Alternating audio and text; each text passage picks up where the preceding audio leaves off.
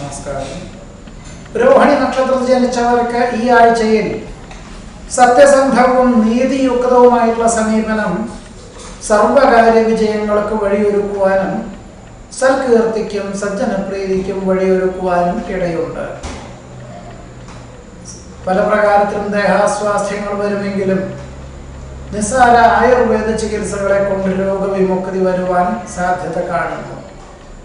പാരമ്പര്യ പ്രവൃത്തികളും ആധുനിക സംവിധാനവും സമന്വയിപ്പിച്ചുകൊണ്ട് പുതിയ കർമ്മ പദ്ധതികൾക്ക് രൂപകൽപ്പന ചെയ്യുവാനിടയുണ്ട്. പിന്തുടർന്നു വരുന്ന ആചാരാനുഷ്ഠാനങ്ങൾ തുടർന്ന് നടത്തുന്നതിനാൽ വേണ്ടപ്പെട്ടവരിൽ നിന്നും അനുമോദനങ്ങൾ കേൾക്കുവാനിട വരും. മഹത് വ്യക്തികളെ ആദരിക്കുന്ന ചടങ്ങിൽ പങ്കെടുക്കുവാനും ആശംസകൾ അർപ്പിക്കുവാനും അവസരം ഉണ്ടായിത്തീരും. തൊഴിൽ മേഖലകളിൽ പുരോഗതിക്ക് യോഗം കാണുന്നു. പഠിച്ച വിദ്യയോടനുബന്ധമായ പ്രവൃത്തിയിൽ ഏർപ്പെടുവാൻ അവസരം ഉണ്ടായിത്തീരും. ഉദ്യോഗത്തിനോടനുബന്ധമായി ഉപരിപഠനത്തിന് ചേരുവാനും സാധിക്കും.